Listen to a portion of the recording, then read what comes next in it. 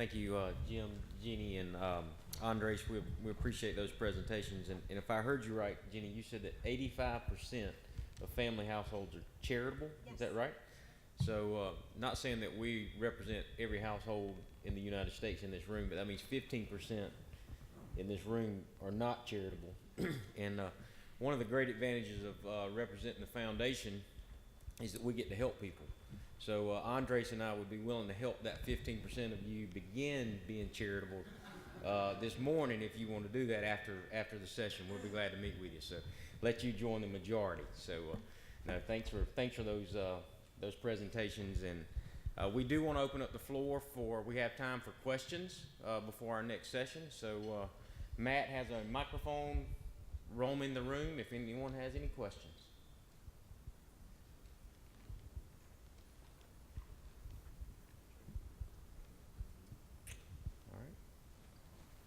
There being no questions, I do want to thank each of you for presenting, and Jim and Jenny, we have a gift to present to you.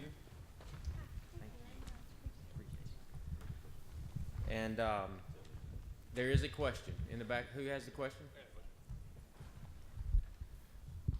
So in the past with programs like the truck that went around to schools to educate. What was it called? The mobile classroom. Yeah, so you mentioned $60,000 needed there. And then over how many years, how many students were reached? 90,000 students. 64,000 students, 90,000 people total. Okay.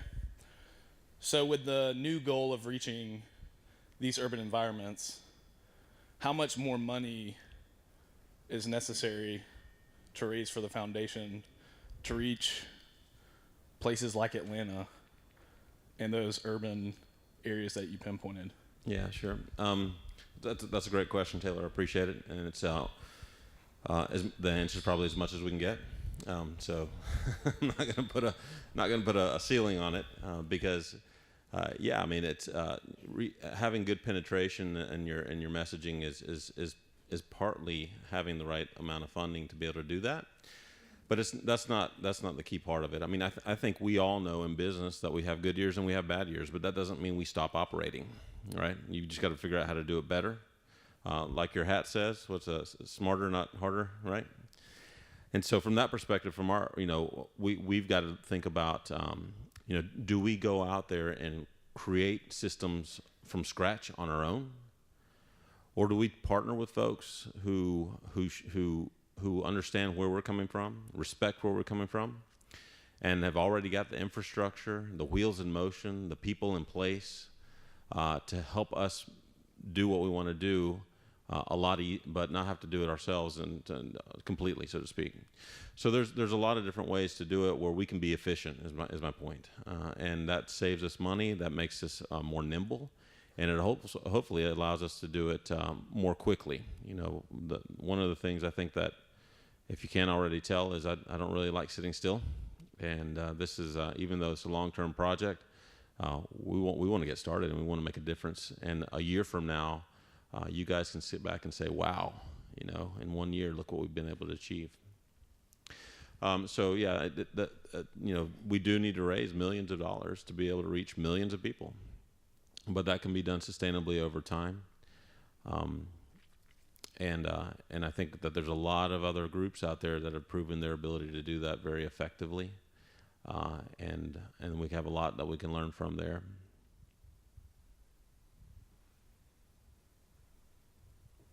Any other questions?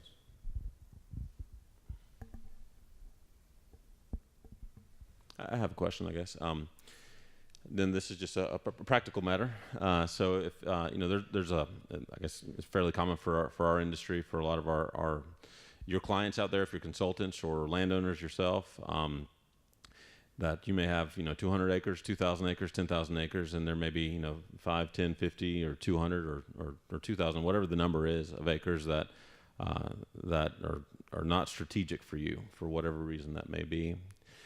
And for those landowners that are in a position where they may not be able to give cash, but could easily think about giving a donation of land, what would be a structure that you would recommend from two perspectives? One, for the land going into the structure you would recommend, and then two, what are the considerations that the foundation would need to make too as well to be able to be good stewards of that asset over time? Great question. In terms of allocating land, you can do it strategically over times. It can be tracts rather than the entire thing at one point. You're going to require an appraisal. It needs to be derived upon current market value, but you can place pockets of that market value in potentially a charitable remainder trust. The trust gives you the ability to liquidate the land not subject to any capital gain. It's no longer yours. It's irrevocably gone into that trust for the intent that the foundation will ultimately receive the cash value upon your death. That cash, once the land has been sold, can then be redeployed into marketable investments that will generate the income. With a charitable remainder trust, you can also state, I want the income to be any threshold that I'd like. The IRS terms are anywhere up to 50% of the value. However, most trusts today that we see generate anywhere from an annual 4, maximum 9% income stream. But that'll give you the current deduction on your income for putting the land into it at an appraised value. It'll give you a redesigned income during your lifetime. That income will be taxable, so you just want to monitor it with your CPA, but it should be a better stream than waiting for the land to sell and it may not be generating much income at all.